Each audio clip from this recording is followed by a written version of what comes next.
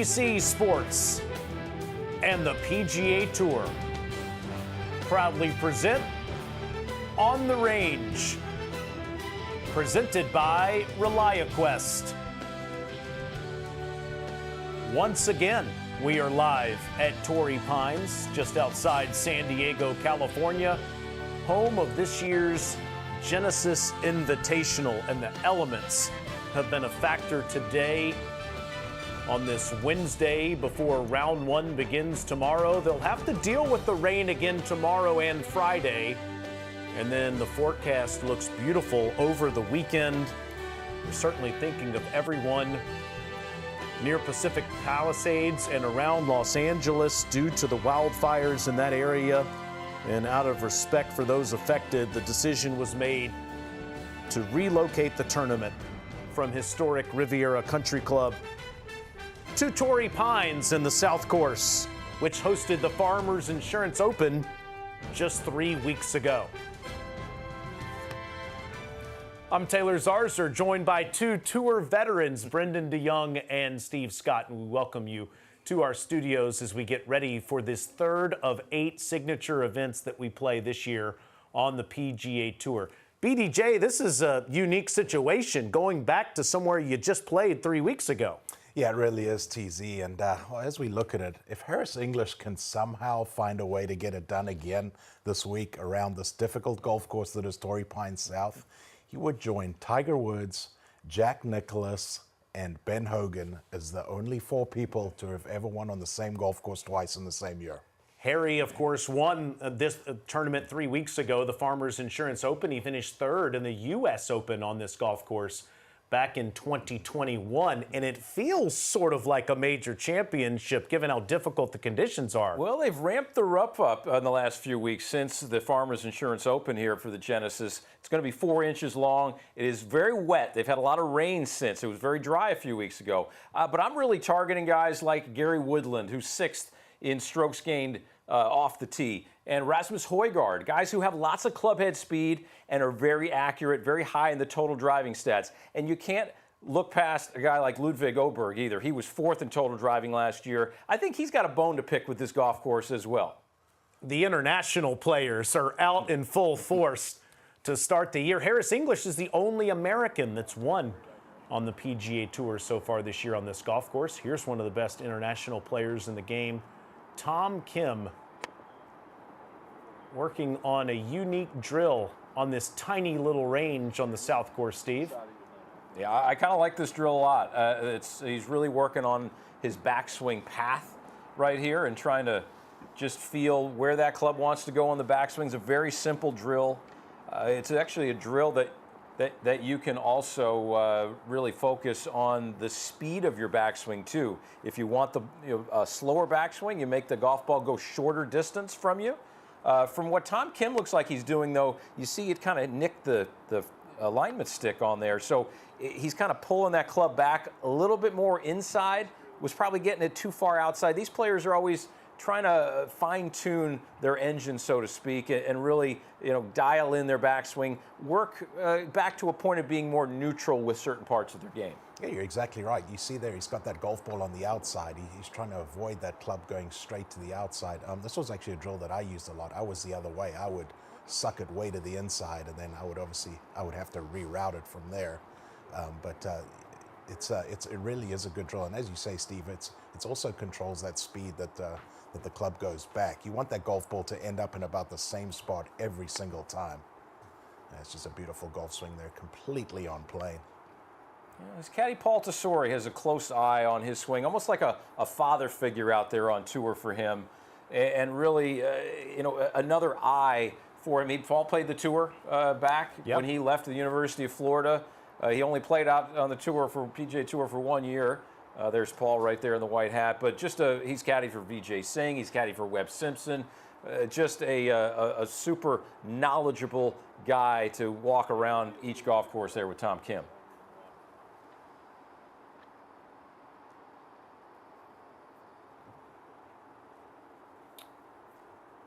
30th in the FedEx Cup standings. Already such a terrific career for Kim on the PGA Tour, winning 3 times, and has been one of the stars of the President's Cup on several occasions. Here's a star of the Ryder Cup. Ludwig Aberg played in that event before he played in any major championships. And he had a real chance in this tournament, I say this tournament, at this golf course 3 weeks ago before illness hit him over the weekend. He was the first round leader of the Farmers Insurance Open, but he's finally on the mend after a couple of weeks dealing with an illness that a lot of players had to deal with. Yeah, and I know Steve talked about it at the Open, that this really should be a golf course that sets up perfectly for Ludwig Aberg. Hits it a long way. Driver is the strength of his game. You're going to have to hit it in a bunch of fairways this week after all the rain that they've had at the start. But I love the cadence that he plays at. It's the same he practices at that cadence. He's, one quick look and goes, and it really is. It's a breath of fresh air. Yeah, the one word that I had for Ludwig Aberg is really just athletic. He's very athletic. He sees the target, and he allows his natural abilities that he's honed over the course of time, and not a long time. He's only been out here a couple of years from college, but he's really honed this in where he can use his natural abilities, see target, hit target. It's very simple. It is, and he fits the mold perfectly. That stereotype of the modern day golfer, big, tall guy, just hits it miles in the air, hits it straight up in the air. And he's got a good guy on the bag right there with Joe Scarver. Just coming out of the picture there with the hoodie, a Southern California native who used to caddy for Tom Kim and now caddies for Aberg, and one of the few people that still cheers for the Chargers, even though they left San Diego and went up to LA. Rabid fan of the Bolts. This is going to be common here. You're going to see all these guys with a TrackMan or a quad or something, just trying to get a feel for how far the ball's going in these cool conditions. That is easy power from the big man, Aberg, one of the fastest players in the game. Speaking of easy power, Jake Knapp, who will defend next week in Mexico after winning there last year, is one of the more powerful players on the PGA Tour, and it looks so effortless. It looks so effortless. It looks so natural. It's just a free flow to this golf swing. See, there just gets it in a perfect position up at the top and then just drops the club on the ball. It's pretty good there, TZ. 2 feet of curve. That'll normally play. A very opposite type of golf swing than what we just saw with Ludwig a moment ago. It's got more flow to it. Ludwig is kind of like if AI developed a golfer. Yeah. And this is more a little bit old school, we'll say, right? It just has more of a flow. I think of Payne Stewart. That's the golf swing in my mind back 25 years ago or more. It just has this fluidity to it that he lets the ball get in the way of the swing. There's not kind of hitting at the ball. It's just a swinging through it. It's a beautiful thing to watch.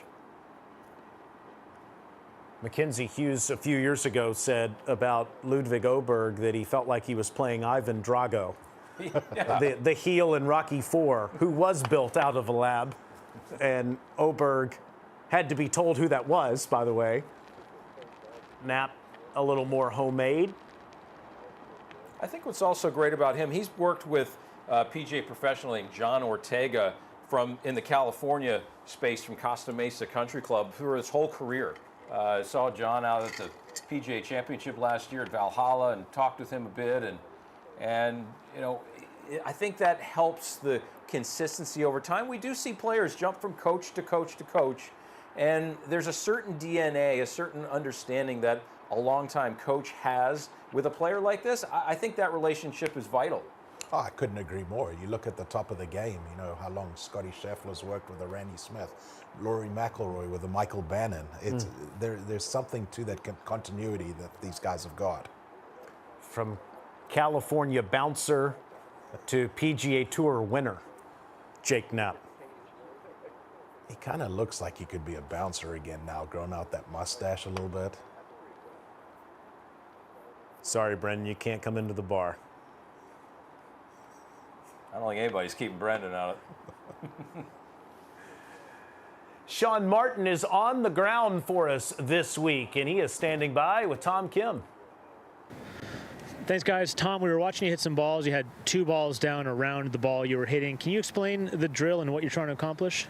Just tempo. Tempo is a big thing, and also, when the rain comes or if it gets cold, just trying not to get steep on it too much. My tendency is sometimes, I'd kind of get too steep on it, which would not be very good. So, it's just a drill that I've done for a while now. It's helped me a lot, and it's been pretty good. A little work on the takeaway, too, it seemed like, on that ball behind the ball? Not as much. No, again, that ball going back is all about tempo. That's the most important thing for me, because I know if I can kind of have good tempo, and it kind of creates good sequencing for me, and it allows me to just be consistent with my misses if I did miss. It is a week where ball striking is going to be key. The South Course is playing tough. What are conditions like out there? It was tough out there today. I hit a few of the shorter holes with 4 irons and 2 irons into the wind to go into the green. Fairways are very, very important, and I think luckily this golf course is so tough that it's tough for everyone. It's not just where, length matters, but just because you hit it far doesn't mean you're going to score well, because you got to hit fairways. And I think the guy who wins this week is going to probably be the most consistent strokes gain off the tee and not going to the green. Awesome. Well, thank you for your time, and have a great week. Thank you. Thanks. Love that. It's tough for everybody out there. He's back, folks. A top 5 last week in Phoenix that included some Spiethian scrambles. Jordan Spieth is playing in the Genesis Invitational. We'll watch him warm up next.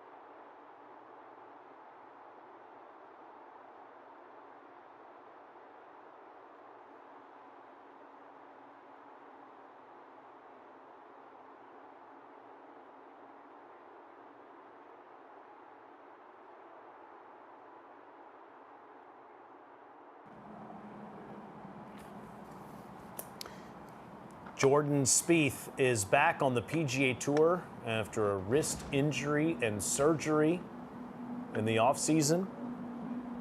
Last week, tied for 4th at the WM Phoenix Open, and the swing looked terrific. Steve, you were there on the ground to witness it. I saw it, and it was, he's got it more closed going back, but the delivery down into the impact zone is spot on right now. And to that point, I mean, he was second in strokes gain approach last week, which is a little surprising for him, although he did scramble very nicely as well. Went 48 straight holes and did not make a bogey between the 9th hole in the first round and the 4th hole in the final round. Pretty spectacular stuff, really, from Jordan, just in this short comeback. I think it's very, very encouraging, the fact that his iron play was so good. You've got to believe that that would have been, what was hurting him last year with that wrist injury, that ground contact and the fact that he was able to get through it with the irons comfortably looked last week. I know he talked at Pebble that it hurt him a little bit, that there was a little bit of discomfort there, but I mean, it looks pretty good. You know, we see here, Jordan's always had a tendency to get the club just a little bit laid off. Looks like he's working pretty hard here to get it across the line. This exaggerated backswing here. It looks pretty good. I mean, that ball's not moving a whole lot in the air. Yeah, very little curve. Anything under 5 feet of curve, and that's 4 right there. That's pretty smart, pretty solid. Yeah, that weird scorecard issue last year, right? As you see there on the graphic, ended up getting disqualified. They since made some changes to those rules about you leaving the scoring area. It was up at Riviera Country Club, which we certainly hope we are back at next year in 2026. Thinking about everybody throughout Los Angeles, a ton of money will be donated to the Los Angeles Fire Department and to the California Community Foundation this week on everyone's behalf. I always wonder how the cold weather might affect, you know, kind of cold, wet weather might affect his left wrist, that torn tendon sheath that he had in that left wrist. I'm sure it's a little more uncomfortable in this sort of weather than it would be than it was in Phoenix last week, perfectly sunny and warm. We just saw as we were going to commercial, Brendan, this is 2-layer pant day in San Diego. You don't see much of that in Southern California. No, they're typically used to some beautiful weather out there in Southern California. So it's well, we did see that weather forecast. Hopefully it cooperates a little bit. I know it is getting better by the weekend. I tell you what, as we see these shots here, if you're a Jordan Spieth fan, there's a lot to be encouraged about. And he's in one of those notable groupings at 209 with last week's winner, Thomas Dietrich and Ludwig Aberg. Defending champion Hideki Matsuyama with the top player in the game, Scottie Scheffler, and the great Colin Morikawa at 2:20 Eastern Time. Earlier, Rory McIlroy, who won his only start this year on the PGA Tour at Pebble 2 weeks ago, is playing with Victor Hovland and 2-time Genesis champion Adam Scott. Well, we watched Ludwig Aberg just a moment ago warming up on the range. He visited just a moment ago with Sean Martin. Thanks, guys. Ludwig, looked like you were working in transition a little bit, maybe getting things in sync. Can you explain for us what you were working on here on the range a few minutes ago? Yeah, I think so. I mean, I think over the last couple of weeks, my body's changed a little bit. Obviously, when we played Torrey here last time, I was a little sick, lost a little weight, and now I'm trying to get it back. So just by looking on a video, I think it looks pretty nice in accordance to what we're working on, and then still doesn't feel quite 100% right. So what we're trying to do is just get the balance right a little bit more, get the tempo right, and trying to feel the extremes of sort of a really slow swing, a really fast swing, the way I'm gripping it, the way I'm kind of the tension in my body. So just to sort of get it back to baseline, if you will, and see a little bit of different ball flights. I try to work the ball both ways just to make sure that it's sort of back to baseline, if you will. You were here a few weeks ago for the Farmers Insurance Open. How does the course compare this week to what you saw a few weeks ago? Yeah, I think so. I mean, it looks like we're going to get some rain next couple of days, today and tomorrow, so it'll definitely play a little bit wetter. I thought last time we played for the Farmers, it was pretty firm. Obviously, we had some high winds a couple of days, so that didn't make it softer. But so yeah, the rough will be lush. It'll be important to stay in the fairways, but I think the greens will be a little bit more receptive. But you know, it can change pretty quickly, and all I know is it's going to be a good test.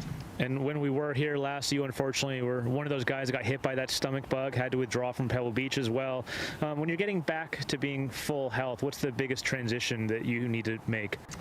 It was just nice to sort of have a week at home last week where I was able to eat as much as I could, and it stayed in my body, which was nice, and I was able to train like normal again in the gym. So it's just nice to sort of be back on track, and it was unfortunate, but that's how it is sometimes. We're not immune to any of those things, so hopefully it won't happen for a long time. I can't remember the last time I was sick, but it's nice to be back, and I feel like I have a little bit of revenge to do on the South Course. Well, thank you, after being under the weather, for standing out here in this weather with us. Have a great week, Ludwig. Thank you. Yeah, he's going to exact some revenge, he said, Sean. Lydia Ko is here. The Hall of Famer, the gold medalist, is out there at Torrey Pines. We are on the range at the Genesis.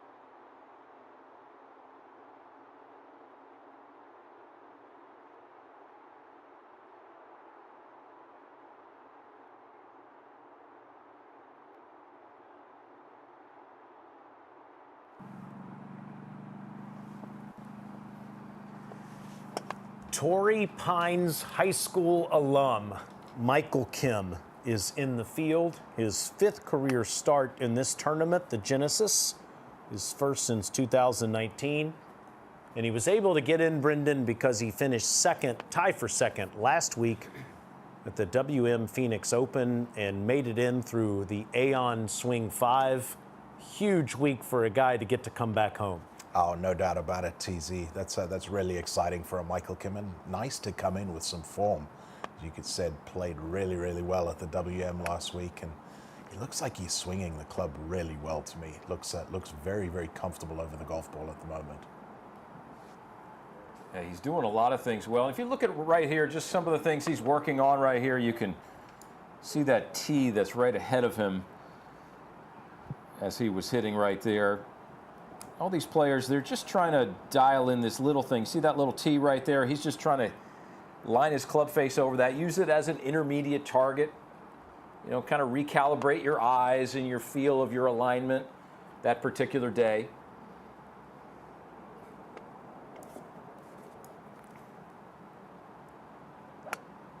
But you really got to like what he does, and you come in here, golf is all about momentum, right? If he can maintain that momentum, yeah, to do that, and you know, the work he's done with Sean Foley on his game has really, you know, tightened the screws. Sean's done a lot of great work with a lot of players, and I like the move that Michael Kim has made. Yeah, it seems like he's found that go-to shot now. He's very, very comfortable aiming down that right side and just hitting that little draw. And it's that's obviously key as the pressure ramps up in a golf tournament, to have that one shot that you can fall back on. Meanwhile, Brendan, this is Nico Echavarria, now a 2-time winner on the PGA Tour. Won in Puerto Rico 2 years ago, and the Zozo in Japan lost October. It was very close to being a 3-time winner. Lost in a sudden death playoff at the Sony Open in January to Nick Taylor.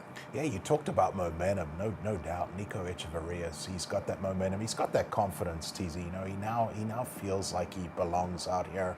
He's, you know, a couple years into his PGA Tour career, and you can see the way he carries himself. There's that inner belief now that he didn't necessarily have at the start of his career. it's a, you know, it's a huge thing, you know, getting more and more comfortable out here. And it's another really good move there. A little more of a natural golf swing here, Steve. There's a lot of flow to it. There's a lot more hand action to it, and I'd like to demonstrate and kind of illustrate kind of some of the differences really between a Michael Kim golf swing and a Nico Echavarria golf swing. And we're going to do that in a second, but I really like his move. There's just a lot of flow. There's a beautiful side angle right there. You can see that perfect line between that left arm, the club shaft.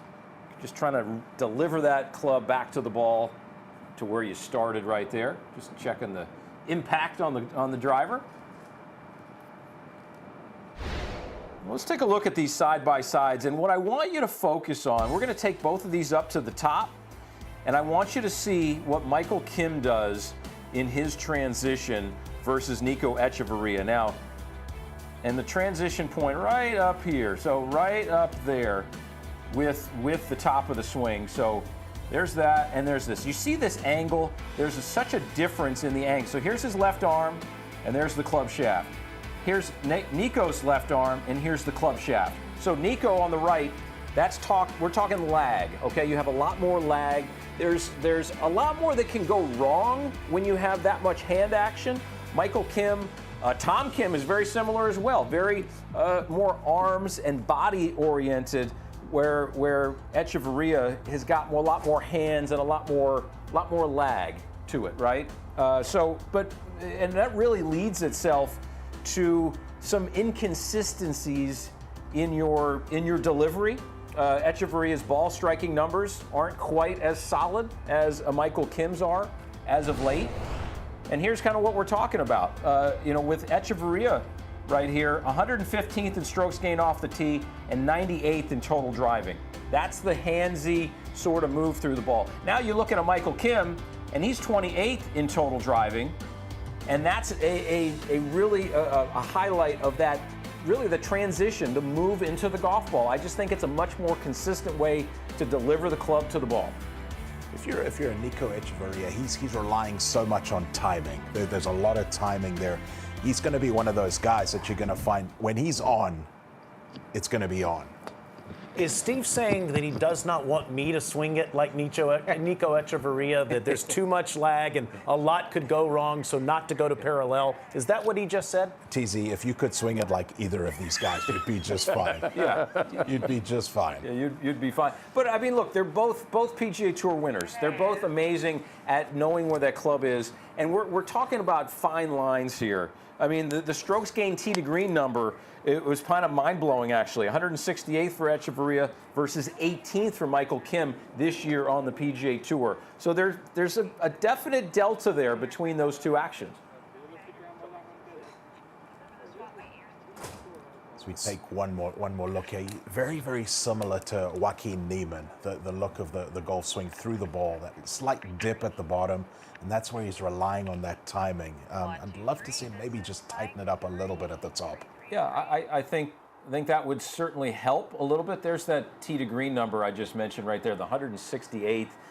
You've got to, on a course like this, on a week like this, you got to find the fairways a lot more than not. There's not going to be a lot of forgiveness in the rough this week. Played his college golf for the Arkansas Razorbacks, who have won SEC championships in men's golf. Just almost 2:30 on the West Coast, 5:30 on the East Coast. The man that won this event at Torrey Pines 3 weeks ago is next.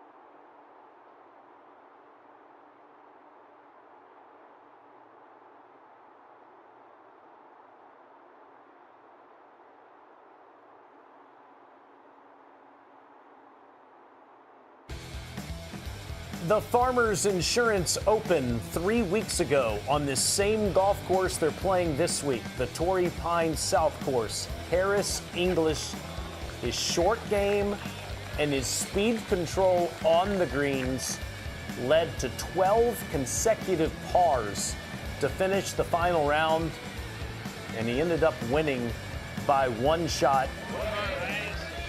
English collecting his 5th victory on the PGA Tour. His wife, Helen Marie, and his daughter, Amelia, were there to witness it. The lone American to win on the PGA Tour so far in 2025. One of the great guys in professional golf. And there's the family to celebrate. And he's standing by with our very own Sean Martin. Thanks, guys. With Harris English, the winner the last time the PGA Tour was at Torrey Pines. He's going to show us one of the key drills to his swing that's really helped him. He makes swings holding the club only in his left hand. Harris, can you show us what you do and why it helps your swing? Yeah, I started this probably back in 2019. Really since I was a kid, 11, 12 years old. The takeaway creates the most problems in my swing, and I've kind of always worked on the takeaway. I feel like if I can get it in the right spot, everything else kind of takes care of itself. So a drill that really helps me is I really concentrate on keeping a lot of grip pressure in these last 3 fingers. Like sometimes I won't even hold the grip with these, my thumb and my trigger finger. I hold the left shoulder and just take it back with my left hand, and it usually, my hands stay on plane, club head's a little bit out, and it helps me from getting it inside and shut, which is the biggest problem in my takeaway. For me, I like to play a little fade, so having that club head out helps me to hit that fade, and anytime I get the club head inside and behind me is when I get problems of having the blocks and then having to flip it to catch up. So it's just one of those drills that I kind of always come back to, hit some warm-up shots with to get that feeling and getting that club setting correctly. And you said after you won at Torrey Pines, you love this game, you love the process of getting better. When you're out here on the range today, what are some of the things you're thinking of, you're working on to get ready for the Genesis Invitational? Yeah, just kind of going through the round of what certain shots it's going to take. Tomorrow and Friday, obviously, it's going to be playing pretty long. Potential for rain. The rough's going to be thick. The greens are going to be soft, so work on controlling distance, keeping the spin off with my wedges. But other than that, I mean, the next couple of days is going to be a lot of 4, 5, 6 irons into this place, which I think plays in my hands. Obviously, hitting the fairway is key this week. Yeah, we'll just go through the round with my caddy Eric and go through some of the yardages and hit some of the shots that I'm going to be having the next couple of days. Perfect. Well, I'm going to let you hit some with that single-handed takeaway. Show us what it looks like when you do it, and appreciate those insights into your game. All right. Thanks, John. Thanks. Will do. Thanks, Sean. We're going to take a look at this, as he said right here, Steve, that drill that he's been doing for over 20 years now. And I like the fact that it's a lead, hand, and arm sort of thought. And he talked about the grip pressure in that. When you're a player who gets the club kind of sucked inside too far, I think it's because it's a grip pressure sort of thing where, as a right-handed player, your right hand would get too involved with the grip pressure. And Brendan, you could speak to this. This was kind of the way you swung the golf club, right? I mean, there's a lot of pressure on the right hand, which helps kind of pull it in, almost like you're pulling a lawnmower string to get it started or something. It gets the right side too much involved. But I like this fact to keep the club more outside with that grip pressure and that glove hand. Yeah, and typically as you get into more of a pressurized situation, that grip pressure gets tighter and tighter. It's human nature, and you're right, that club for me would go more and more to the inside because I got so strong in that right hand. So I love this drill that Harris is doing right here. I had a long conversation with Justin Parsons, Harris's longtime instructor, the other day, and he did tell me, he said that since they've been working together, this is by far the best Harris has ever swung the club. And he said he has a knowledge of his golf swing right now that he's never had before. You know, that drill he was just doing, Steve, reminds me of another guy that won in San Diego, John Daly. has been doing that for decades. Yeah, it just makes sense, and there's a reason why it works. I mean, as a right-handed player, you would think that your right side of your golf swing really controls the golf swing, but you would wonder why you wear your glove on your left hand as opposed to your right hand. Which hand is really supposed to be the face controller hand? It's the left hand. That's why they wear their glove on their left. I'd also like to see a resting heart rate monitor for Harris English when he's playing in these competitions, because this guy just never seems to be rattled. And he just told Sean, the tougher the conditions, the better he likes it. Yeah, he embraced the tough conditions at Torrey Pines that they had a couple weeks ago, and you know what? It's not going to be easy this week. But we've seen him hit a couple short shots here. I want to see, this is some footage from a couple weeks ago. You see there the wedge. This is kind of face on. We're a little bit in front of him here, and I just want you to keep a close eye on the shaft lean here. This is very, very important. Harris talked about it. He wants to see the ball move from left to right. It's important that you keep that handle slightly in front of that club face. As a cutter, you don't ever want that club face to get a little bit cupped, and then you can see right there, you get a little bit of a decent look at it there, that the handle's always in front of the club face, keeping that nice shaft lean. This is going to be a driver swing right here that we're going to see. Same sort of angle. And again, he's going to keep that lovely shaft lean. One thing Harris has always been blessed with is a beautiful rhythm. I know this is obviously in slow motion, but a fantastic rhythm, lovely sequencing right there. And you can see there, again, got that beautiful shaft lean. Now we're going to take a look at one here. This is going to be a down the line look. And I love here just how this club exits to the left. Again, he wants to see the ball fall left to right. Pay close attention to where this club exits. See there again. Beautiful positions up at the top. I mean, that is absolutely perfect. And that club is coming out left. All the way to a perfect balance follow through. That's a thing of beauty right there, TZ. It's always been one of my favorite golf swings on the PGA Tour. So smooth. Not only did he win here 3 weeks ago, he finished tied for third in the U.S. Open at Torrey Pines back in 2021. By the way, there has not been a proper St. Simon celebration of his win at the Farmers 3 weeks ago because he hasn't been back home yet. He has stayed on the West Coast. He played the AT&T Pebble Beach Pro-Am the week after winning, and then last week did not play in Phoenix. Instead, he and his family went to La Quinta, California, throughout the desert, played with Patrick Cantlay and a few others there, and prepared for this week before he'll finally get to head back home to St. Simon's next week. Yeah, stay in some nice weather, would you? It's the right idea for these guys. They're trying to stay sharp with their game, and it's been cold out east. He was busting chops with Brendan DeYoung on PGA Tour radio the other night, too. Yeah, Harris and I have spent a lot of time together. Kind of took him under my wing a little bit. Johnson Wagner and I did when he first got out there. That's a long time ago now. I think 2012 was Harris's rookie year, so certainly one of the veterans of the PGA Tour, but one of the truly good guys. See his left hand right there. You see his left palm when he finishes that golf swing. That's you talk about the fade bias of his golf swing.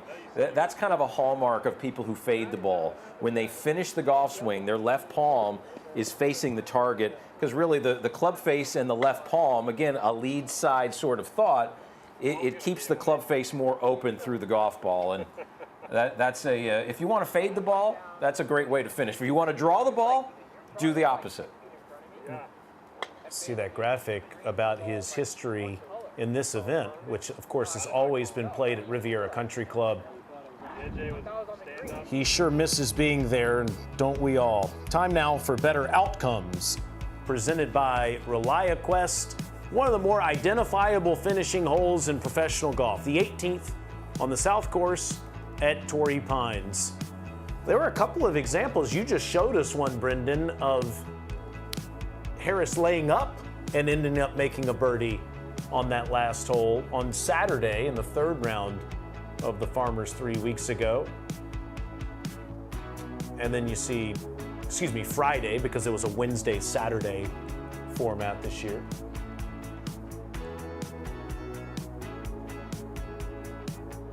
I know you played in this tournament 8 times, Brendan. Tell us about the difference between going for the green and laying up here. Yeah, the difficulty if you are forced to lay up there, you can see there the numbers. If you drive it in the fairway, 4.6, and if you do miss that fairway, it plays right around its par.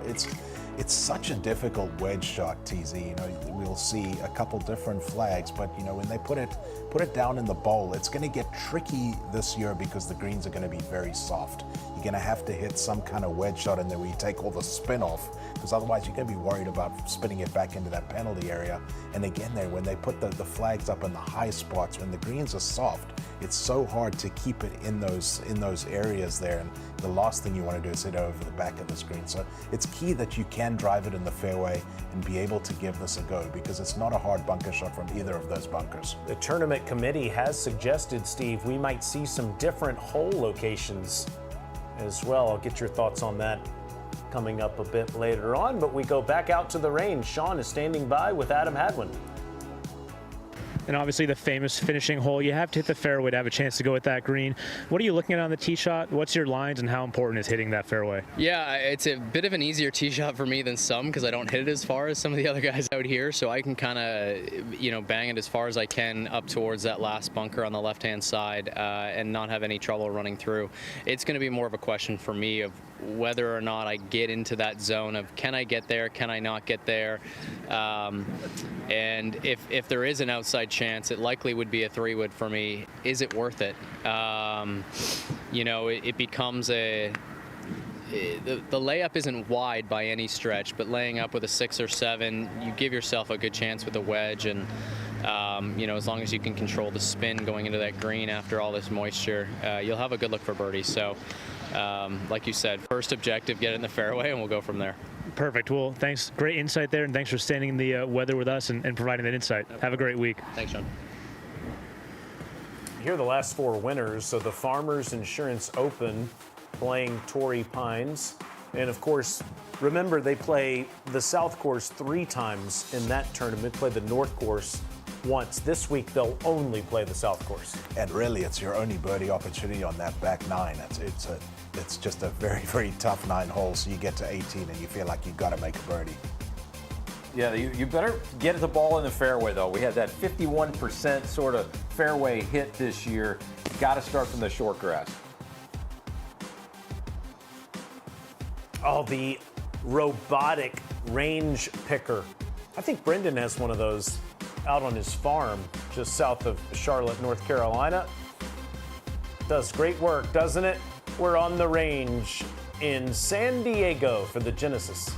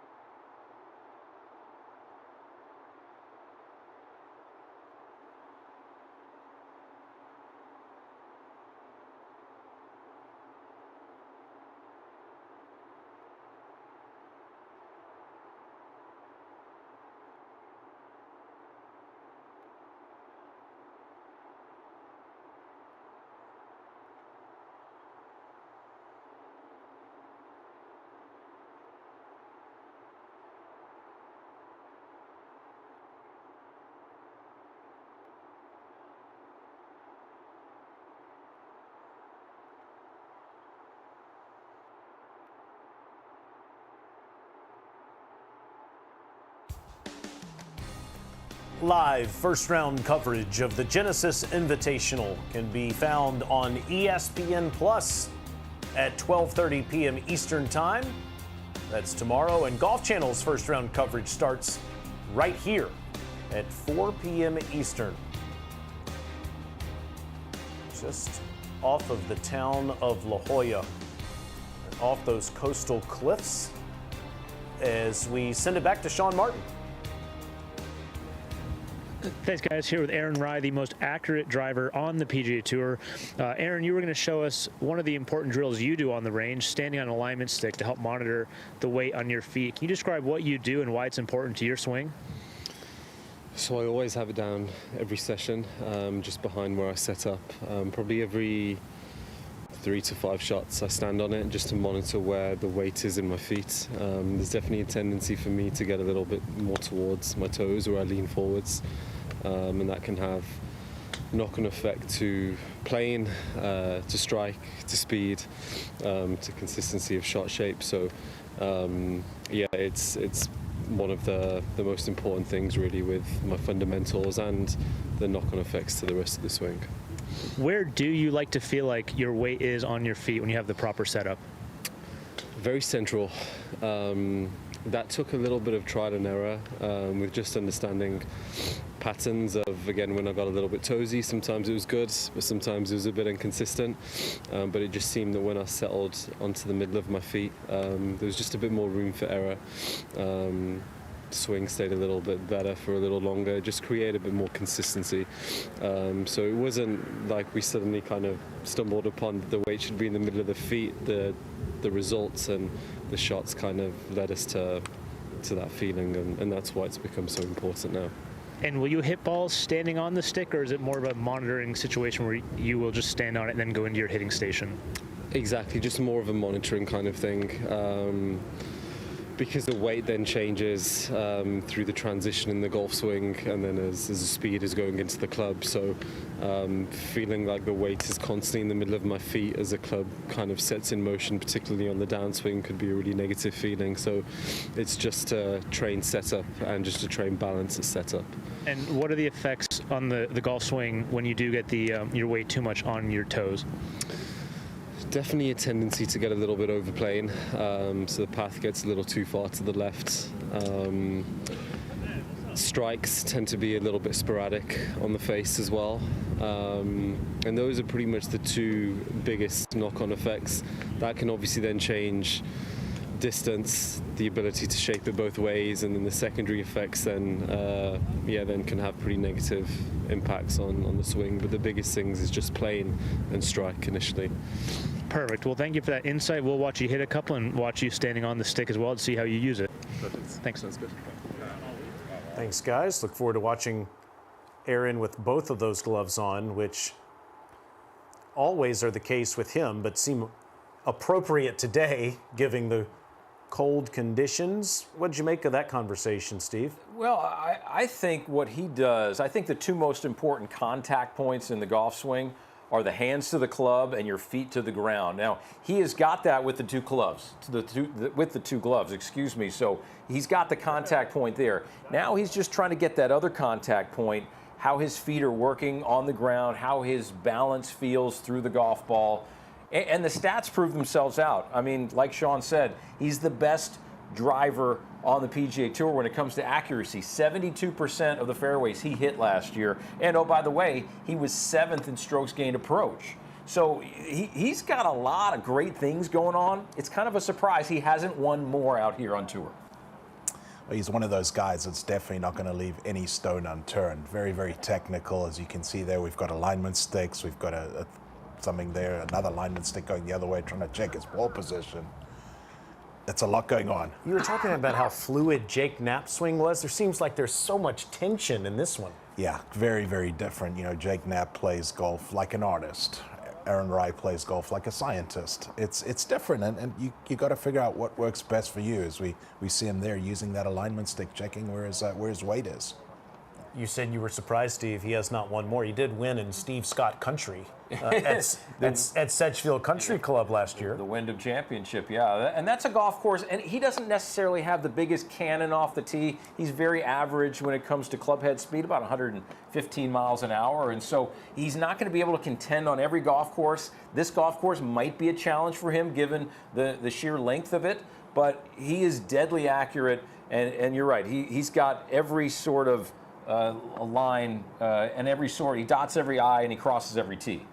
2 years ago, before he played in his first Genesis Invitational, there was a Wednesday Pro-Am. Tiger Woods played in that 18-hole Pro-Am that day. I walked with him, and on the back nine for 9 holes, so did Aaron Rai. I've never seen another Tour Pro walk with another group in a Pro-Am, and we get to the 11th hole, and I said, "What are you doing here?" And he said, "I've never played Riviera Country Club in competition before. I want to see how Tiger Woods plays it in competition." And I thought, wow, why don't more people do this? It makes a lot of sense. I mean, but yeah, this guy, he absolutely lives, breathes golf. You can see it here. This is a complete setup here. This takes a while to get all of this going, and he does. He lives and breathes the game, and he's going to do everything he can to get better.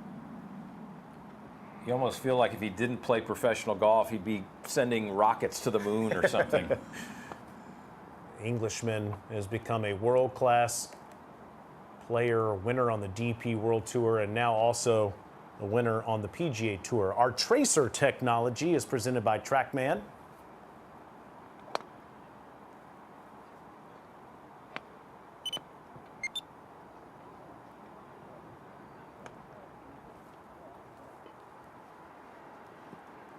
Akshay Bhatia, the next we watch here on the range. The tiny little range, Brendan, in San Diego. It is a tiny little range, Taylor, but this is just the polar opposite of what we just saw with Aaron Rai. This is a guy that purely plays as an artist. It's artistry. He's got no alignment rods down there. He probably does have a TrackMan out, just trying to get a feel for how far the ball is flying, but this is about as simple as it gets. He sees pictures. He doesn't see straight lines. He sees pictures, and he's going to find a way to get the ball to where it needs to go.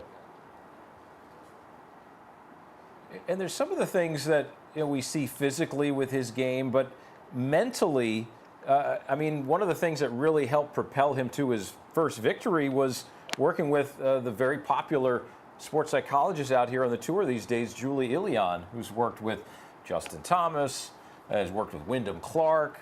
The mind controls the body, right? There's a lot of pretty golf swings on the PGA Tour, but if your mind is not in the right spot to navigate 72 holes of professional golf, you're not going to get it done. It doesn't matter. We see, I mean, if that was the case, Adam Scott will win every single week because his golf swing is so pretty.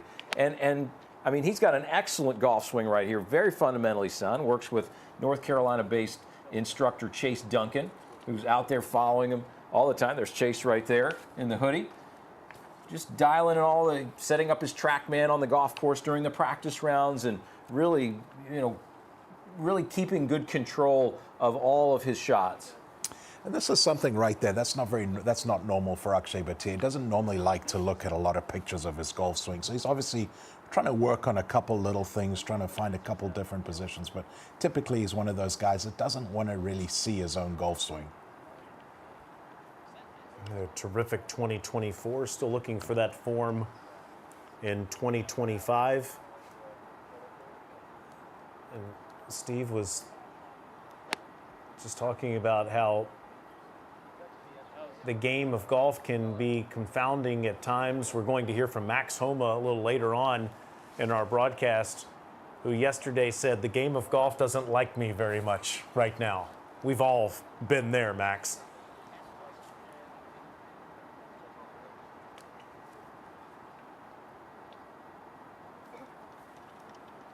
So much fun to watch these guys and their preparation, how different it is for each of them to become a world-class player. Akshay's a winner on the PGA Tour, will defend at the Valero Texas Open in a couple of months.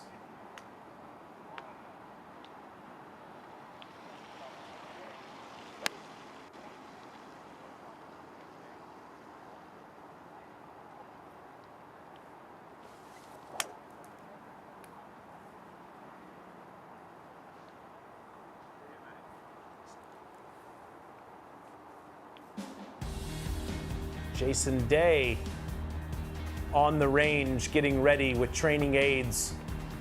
As usual, we're going to hear from him coming up next. We are on the range here on Golf Channel.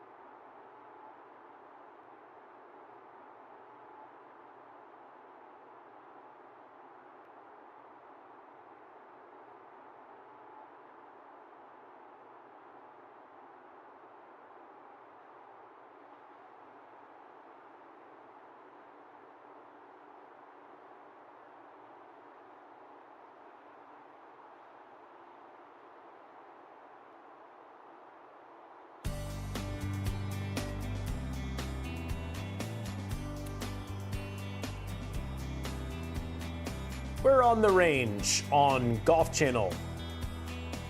The Genesis Invitational. Round 1 begins tomorrow.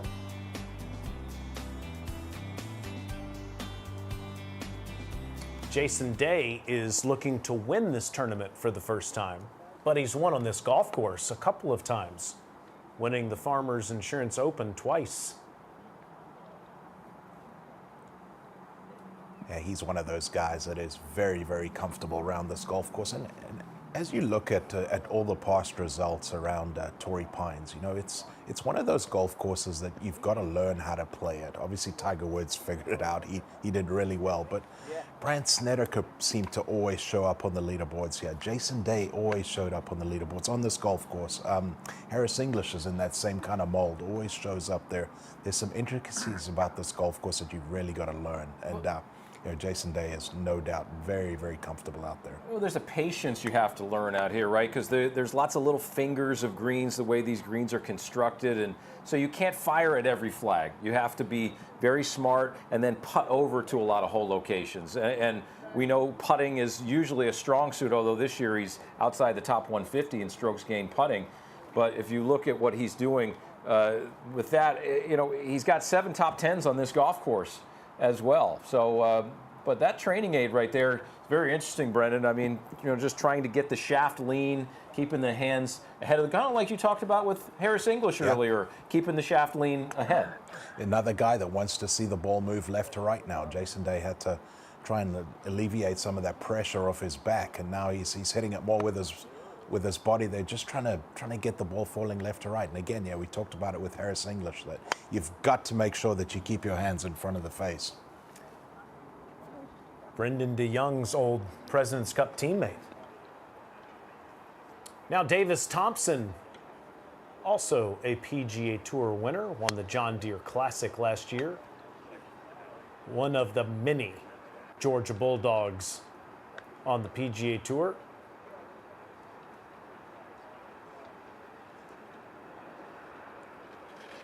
Didn't particularly like that one there, but there's a lot to like about Davis Thompson's golf swing as well. A lot of speed here.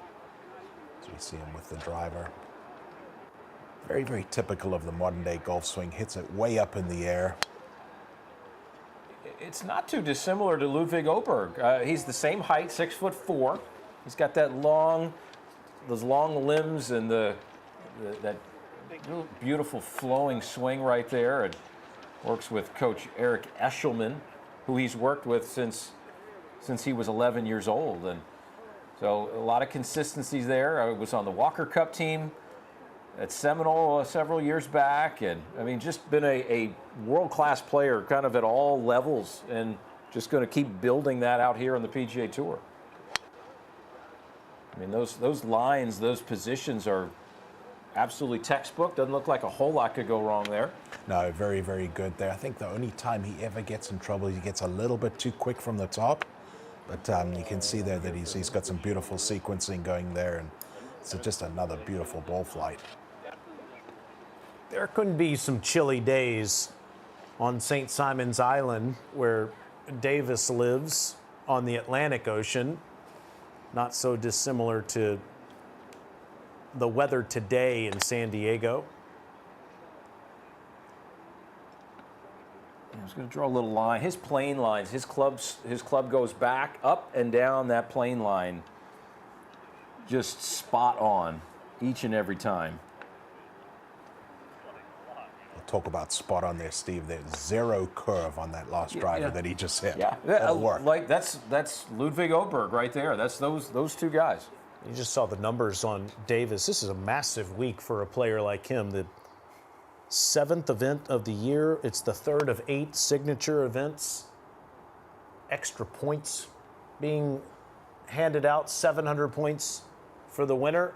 And here's the only guy in the field of the 72 that are playing this week that have won this tournament and that have won on this golf course. That's Max Homa, all bundled up. He's an LA guy, won the Genesis, and also won the Farmers Insurance Open. Max won at Riviera in 2021. And he won here in San Diego 2 years ago. But no top 10s on tour since the Truist at Quail Hollow last May. He is going through a swing change as a new swing instructor. He's trying to find his best performance again, and he's talked about going through that process. I'm pretty into the trusting the process type mindset. I know I'm getting better, even if it looks like I'm getting worse. I think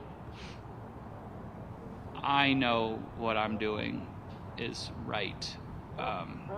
It's very difficult to continue to see bad, but last week I actually hit the ball incredible, and I missed a cut by 5. So golf does not like me at the moment. I've noticed that. The first day, my coach, I think, very astutely said I shot 5 over.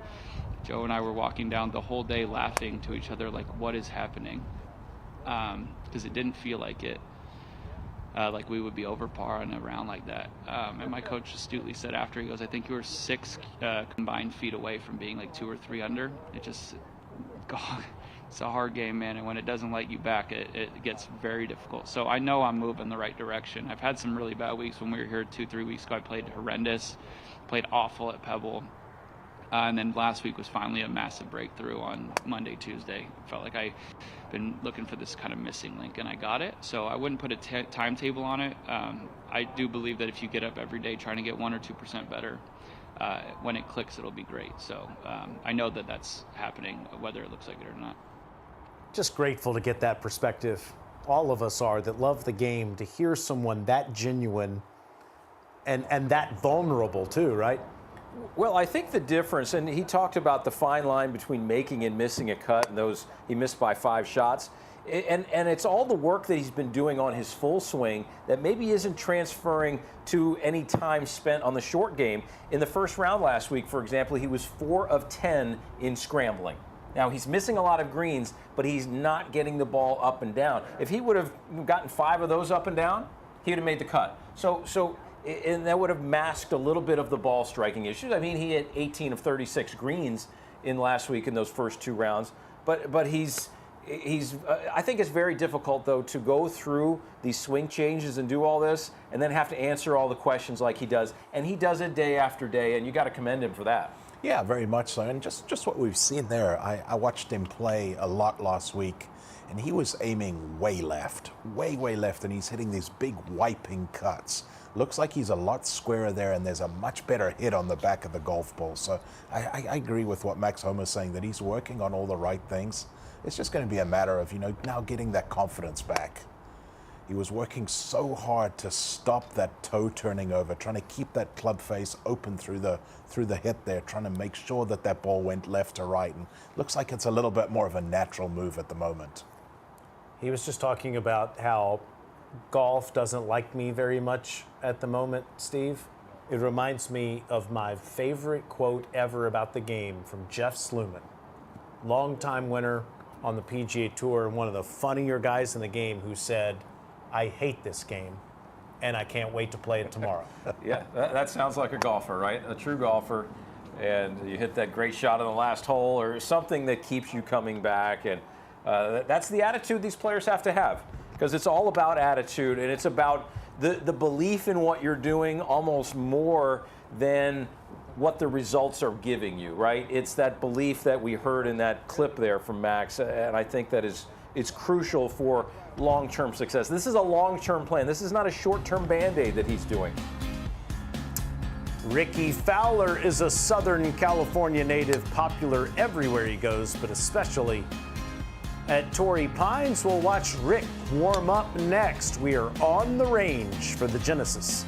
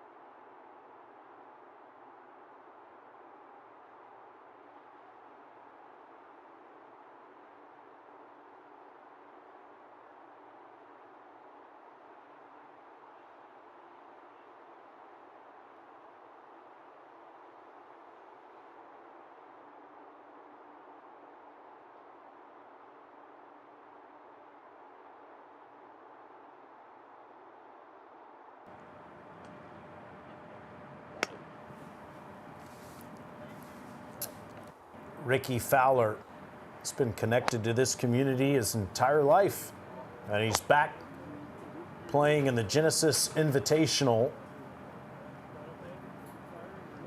A few years ago, he went to the sunglasses, the prescription sunglasses. There's no sun today in San Diego behind these thick clouds, but still wearing the specs. Yeah, I think this would be a tough day for that, right? With potentially clearing off you almost need little windshield wipers on them in rain. Yeah, some people can't wear contacts very well, and it doesn't appear that he does, so.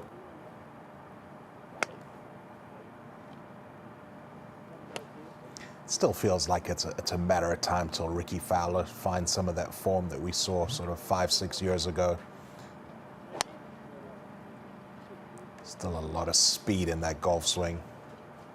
I think it was a lot in his approach game, though. I mean, from 2023, he was 7th in strokes gained approach. Last year, he slipped all the way down to 124th.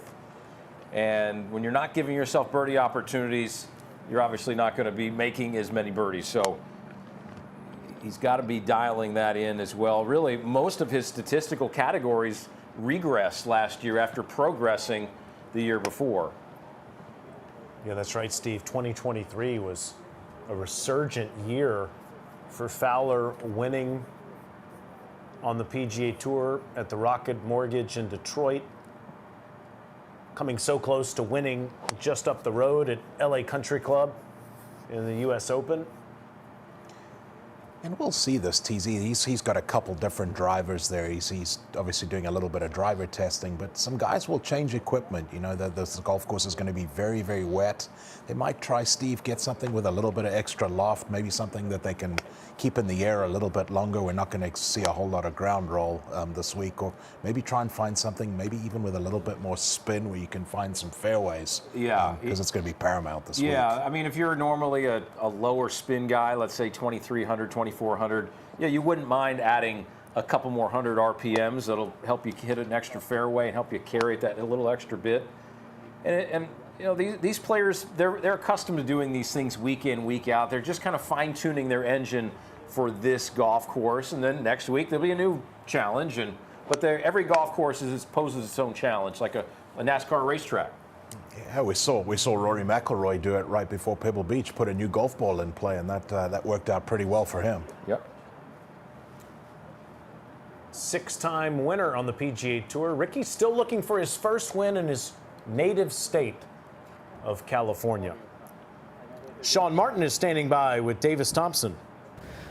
Thanks, guys. Davis, I've seen a lot of uses for an alignment stick. I haven't seen one diagonal through the feet. Can you explain what the purpose of that stick there was serving? Yeah, I mean, just helping my takeaway. Seeing that stick kind of diagonal helps me get the club out in front of my hands on my takeaway, which gives me some room to, turn more into my left heel going through. And yeah, that alignment stick is just more like visualization, seeing that. Is that something you came up with or a coach helped you with? My coach recommended it to me. Last week we had a FaceTime lesson, and I was kind of getting stuck underneath a little bit and short, and he mentioned that to me. That's something that we'd done in the past, but I'd forgotten about it. But yeah, he recommended that to me last week, and hit it better last week in Phoenix, and hopefully keep it going this week. Definitely. Well, thank you for your time, and have a great week this week at the Genesis Invitational. Yeah, thank you. Thank you, guys. Here are the winners so far this year in the 6 events. You notice the international winners, particularly the European winners, Sepp Straka, Thomas Dietrich, and Rory McIlroy. It is a Ryder Cup year that I bet Luke Donald wishes that Ryder Cup would start right now. Yeah, I think Luke Donald will be ready to press play right now. There's a lot of Europeans that are playing well. Yeah, a lot of internationals across the board that are playing well. Tony Finau is one we have seen in President's Cup and Ryder Cup competition through the years. Get to watch Tony warm up, literally and figuratively, next at the Genesis on the range.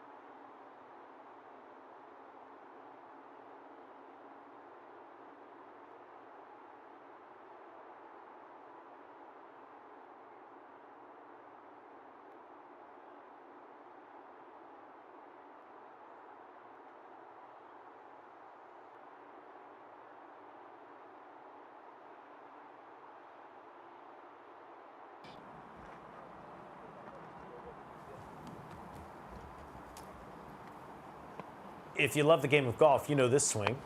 Tony Finau on the range at Torrey Pines, getting ready for the Genesis Invitational. Round 1 is tomorrow.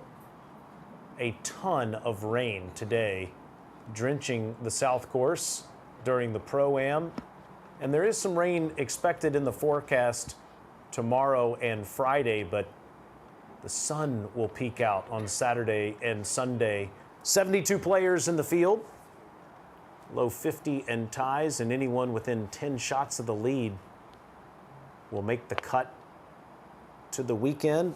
And there's a bunch of players, including this man, Steve, that played here 3 weeks ago. 37 guys were in the field 3 weeks ago at the Farmers that are here at Torrey Pines again for the Genesis. Yeah, I like this golf course for Tony Finau very much. He's had a lot of success here. He's had 7 top 10s here over his career. So this is a golf course. He loves that kind of high ball. And again, these little fingers of these greens, you've got to have that high ball that comes down soft with a lot of spin. One of the spinnier players on the PGA Tour is Tony Finau. So he's going to need that. But you flight that ball high and you can drop it on a dime in these corners of the green.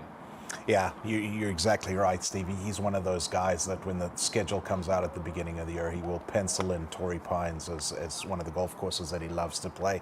And you'd expect that as well. He's always been a fantastic driver of the golf ball. Hits it plenty far, can hit it high if he needs to. So no surprise to see that Tony's had a bunch of good results around here, and another guy that's comfortable on these green surfaces as well. He's currently ranked 30th in the world. 46 of the top 50 are playing this week in the third of 8 signature events.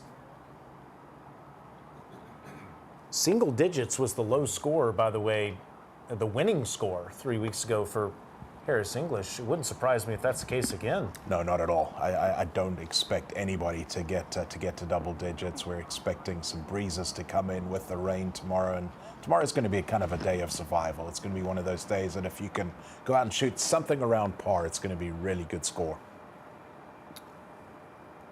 Love this story here. Danny List is the recipient this year of the Charlie Sifford Memorial Exemption, which is handed out each year at the Genesis Invitational, one golfer representing a minority background. And this man has been everywhere. Born in Macon, Georgia, went to high school in England, went to college at the University of Washington. His father is from Australia, but was raised in Ghana. And he's playing under the Australian flag this week. He also happens to be the defending champion of the California State Open. He was 21 under par, was a record score. Wishing Danny all the best this week. It's a good-looking golf swing, too. You're out for the day, yeah? Sean Martin is standing by with Steve Rintoul. Thanks, guys. I'm here with Steve Rintoul, the PGA Tour's VP of Rules and Officiating. Sure. And Steve, weather is a little bit of an issue today and going forward this week. What's the forecast look like for the remainder of the week? Yeah, actually, Sean, it's actually improved since we arrived in town on Monday. When I got here on Monday, it wasn't looking so good for the next 4 or 5 days, but we've actually got a little bit of better news.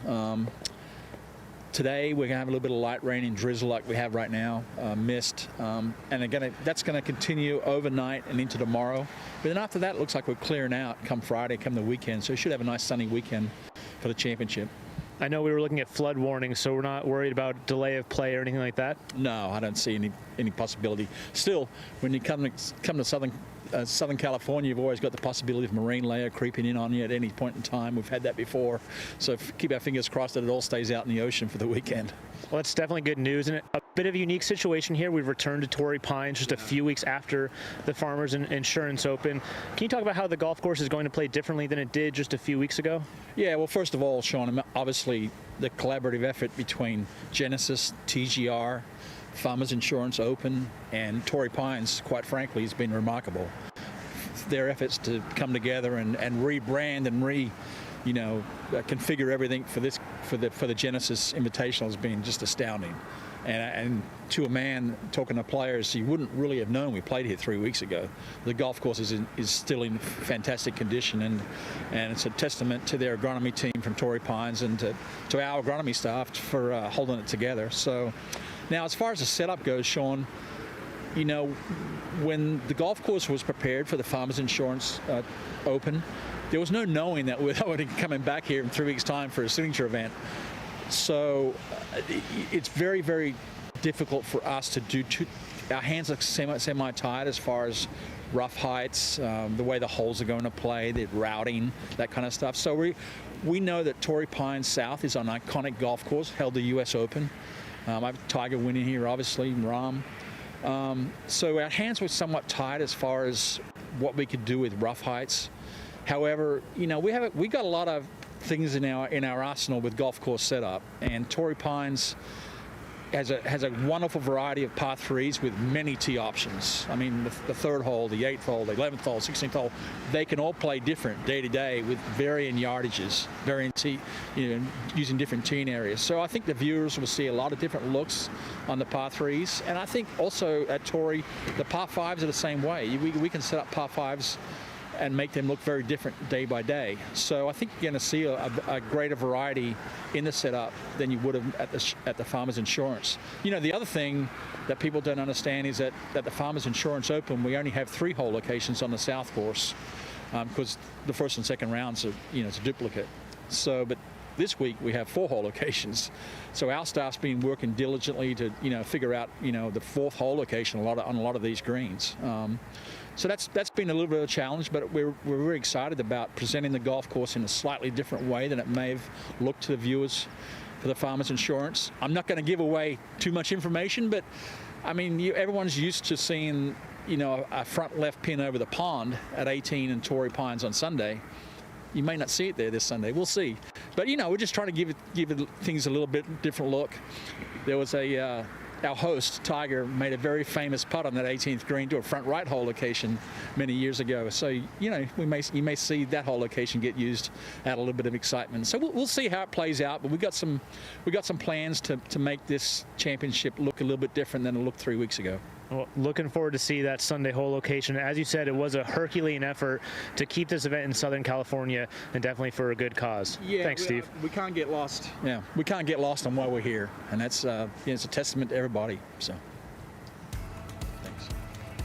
Who knew that Steve Rintoul was a hype man? The promo work that he just did there, teasing where the hole locations might be, was terrific, and his forecast and this one that we see here makes us feel a lot better about getting through tomorrow, and then sunny skies over the weekend, which we are thrilled about. And Steve also referenced the tournament host, Tiger Woods, and the incredible putt that he made there on the 18th green to that front right hole location in the 2008 U.S. Open. Tiger, we are thinking about you and your family right now after the loss of his mother, Coltita Woods. We hope to have Tiger back playing on the PGA Tour very soon. As for Tiger's tournament, Brendan, who wins it? I'm going to pick Colin Morikawa. I think this guy has played so much good golf recently. He's been so close so many times. It's just a matter of time till he knocks the door down. Fantastic iron player, good driver of the golf ball. I think it's going to be key to hit a bunch of fairways, and I think this is the week he gets it done. I wonder what Steve would have selected had I gone to him first. Since I didn't, who do you have? Well, I'm going to piggyback on what you said in your opening. We had 3 players who have won the same tournament in the same year on the same golf course in the history. Jack Nicklaus, Ben Hogan, and Tiger Woods.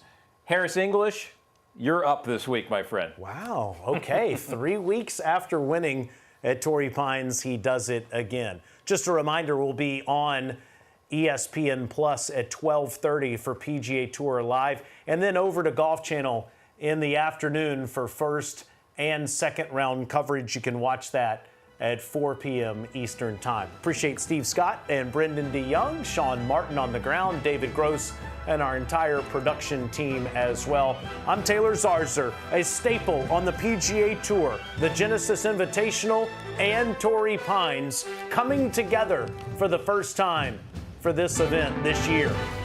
And all of us thinking about the greater Los Angeles area throughout these next few days. We hope you join us for this year's edition of the Genesis Invitational. Thank you for watching On the Range on Golf Channel.